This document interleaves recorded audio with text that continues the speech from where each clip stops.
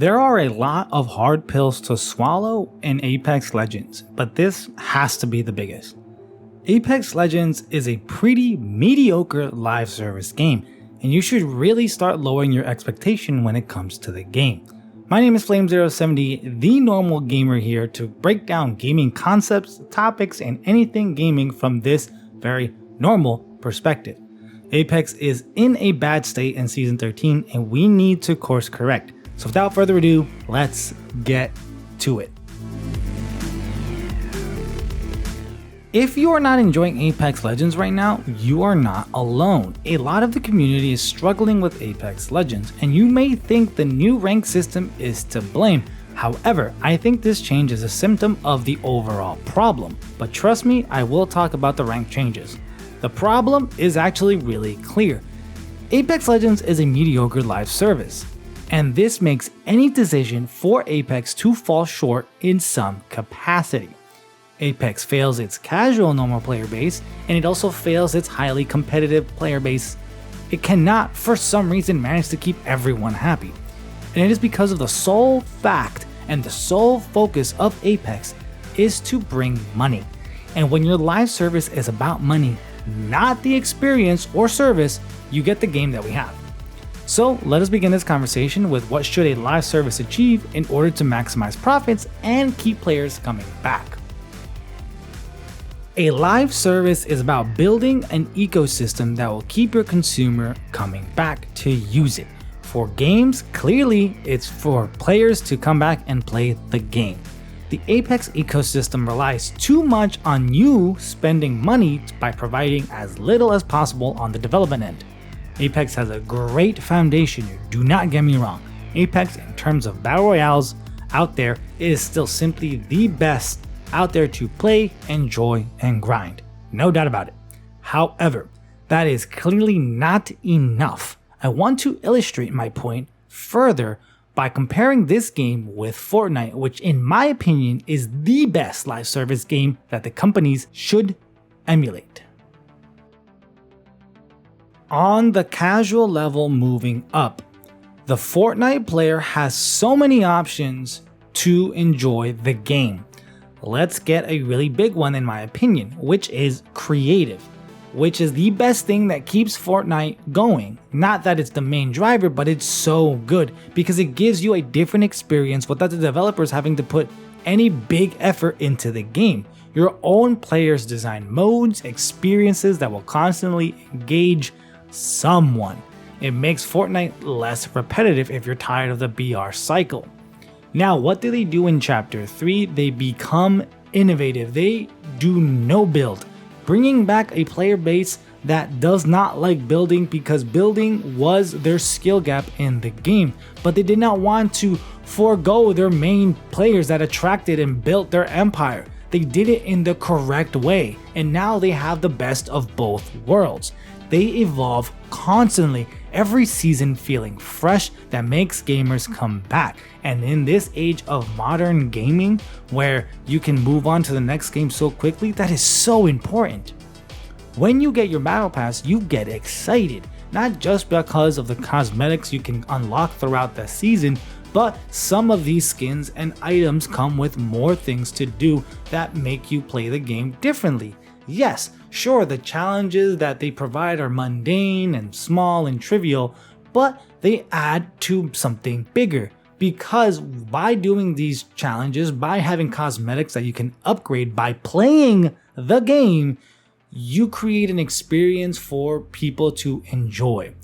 They even have story quests or event quests, whatever's going on in the time. And so now your match, each match is not only unique because of the battle royale nature, but they're unique because you can grind different challenges that give you so much XP for your battle pass. Again, giving you more ways to grind this pretty cool system. The way the cosmetic customization system works allows you to be super expressive, allowing you to have presets, showing off exactly what you've worked for or spent money on.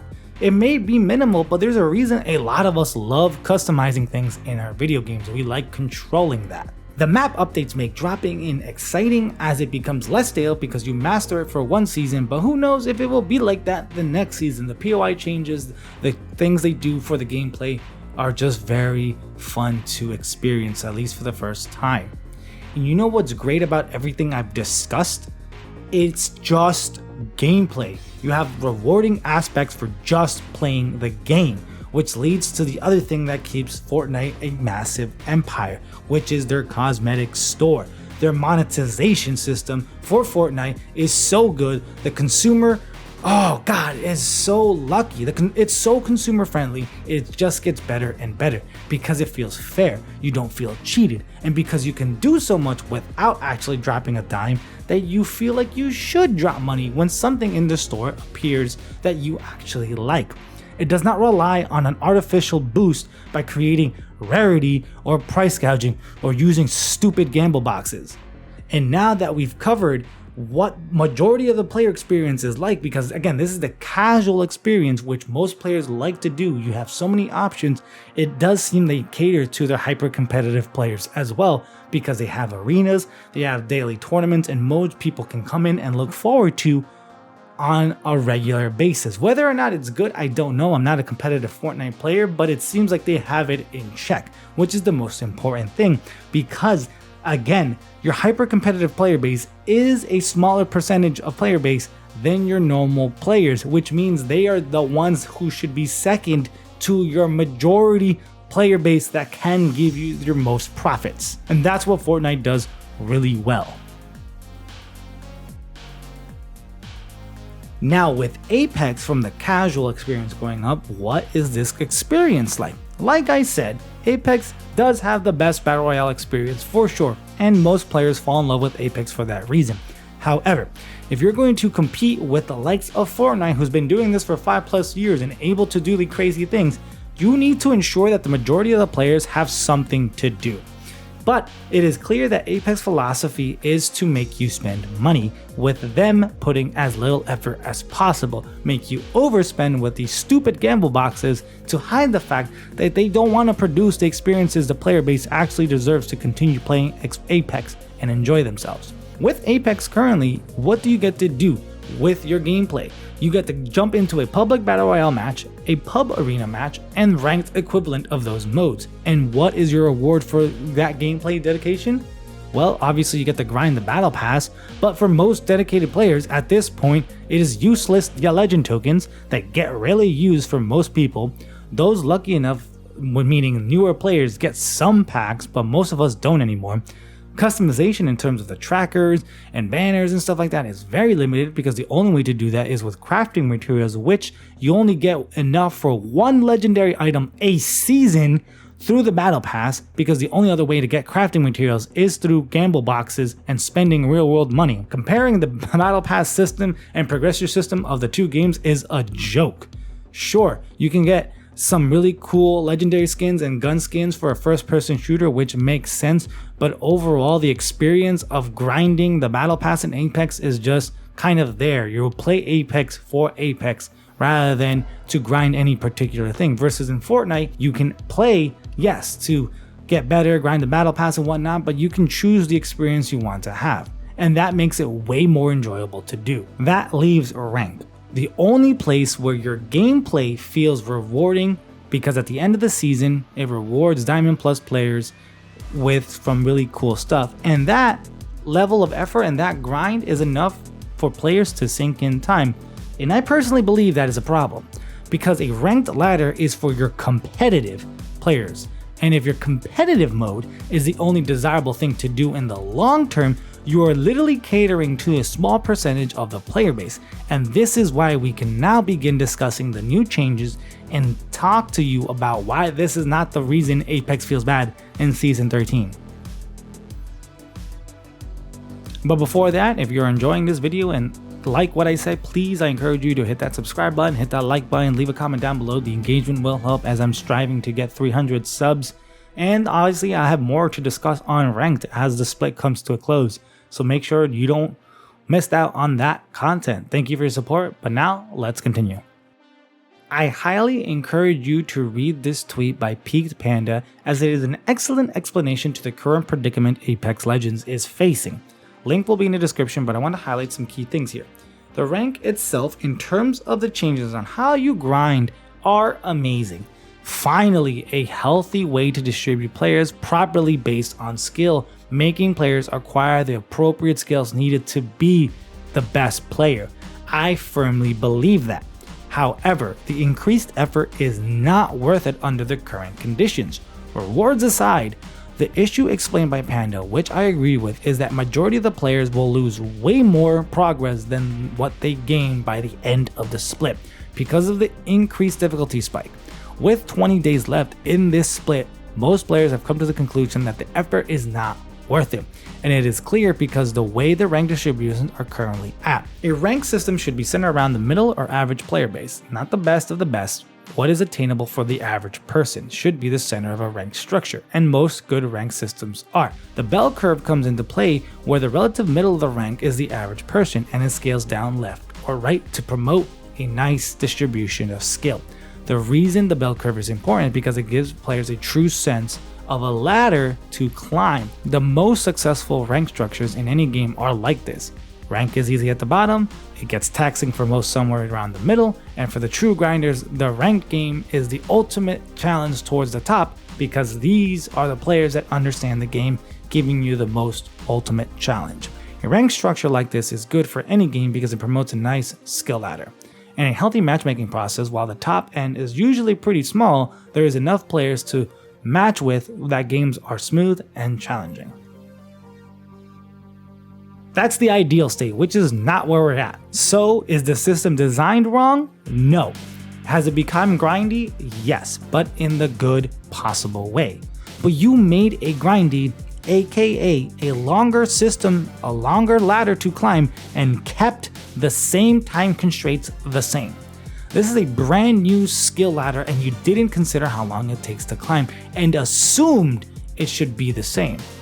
What they did is essentially have the same mountain but made it way steeper. They told you, hey, this mountain, it took you an hour to climb on this side, now climb it from this super steeper side and it should still take you an hour. Not considering the fact that a steeper mountain tires you out way more, so people need to adjust and it probably will take more than an hour. So, with the majority of the rank grinders realizing this, they go to pubs. And then what happens? You start ruining the matchmaking for players who to begin with did not want to play competitive like that, and force them to play with players who they probably shouldn't be playing with.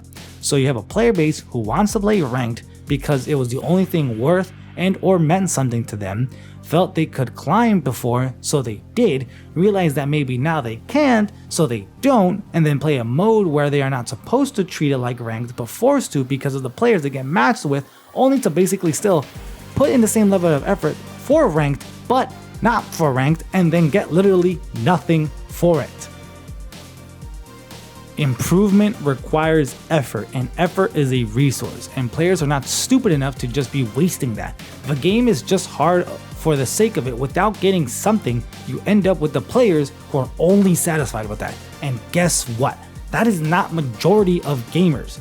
So Apex, because they only care about money, did not understand this and literally highlighted why they are a terrible live service.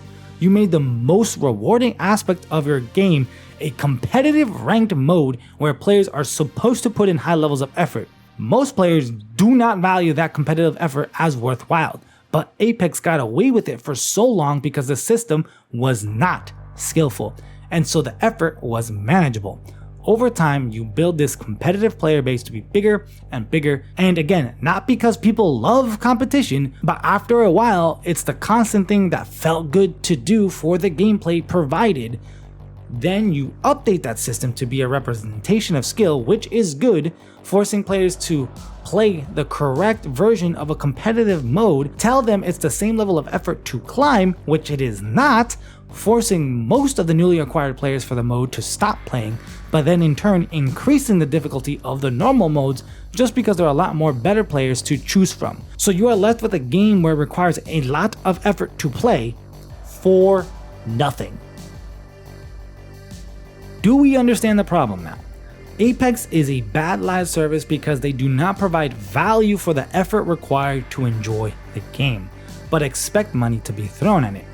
While Fortnite, on the other hand, requires little effort from the gamer to enjoy the game, but provides so much value because of that, Then when they ask for money, you almost feel bad not giving them money because you enjoy it so much with having little effort on your part. You want to have another example? Halo Infinite suffers similarly. The effort needed to enjoy playing Halo is low because Halo itself is a great game, as a franchise game, is wonderful. However, playing the game yields almost nothing. So what happens there? People play, but for way less, are likely to spend less money because the value for playing the game is not there. Enjoyment for majority of gamers comes from playing the game combined with experiences. Doing some sort of challenge, playing with friends, unlocking a cosmetic or reward, grinding a progression system, being competitive, just to name some key ones. And that last one I mentioned, the competitiveness, is one of the smallest player bases that revolve around a gaming community. So how do we fix it? Because I'm not here to just rant for God knows how long and not provide good feedback or suggestions. For starters, the split system, do not reset our ranks, just get rid of it. Let us climb this ladder and let's figure out how long it takes to get a proper bell curve. Next, you need to make it more rewarding. The current rewards do not match this new level of effort. Yes, it's good to have a new healthy rank system, but the level of effort to just get a stupid diet trail, a gun charm, and a badge is not enough. Regardless if it's a good system, you need more. So therefore, you need to adjust. Give us some crafting materials so we can get more cosmetics. Make a ranked cosmetic store for all I care. Do something to reward that grind, period. Next, provide value in gameplay. Just gameplay, whether that be LTMs on a more frequent basis, a permanent casual multiplayer mode like Control, update the progression system, I don't know, increase the level cap, give us more packs so we can unlock different cosmetics, maybe get an increased chance of getting an heirloom, create a legend mastery system, which you have on mobile. Like, there are so many things that you can provide just a normal player base to just play the game and then have fun, that it doesn't have to be tailored to the hyper competitive. You just need to stop being lazy. Give us more reasons to curb the hyper competitiveness so everyone and majority of the player base can enjoy the game. Make the community work for you by giving us all access to custom matches and a browsable way to look for those custom matches. It's not that hard of a problem to fix. All you have to do is stop caring about the next cash grab event. That is all I have to say. I hope this makes sense. My name is Flame070, the normal gamer, wishing for a better tomorrow for Apex Legends. Let me know what you think down below. Until next time, adios.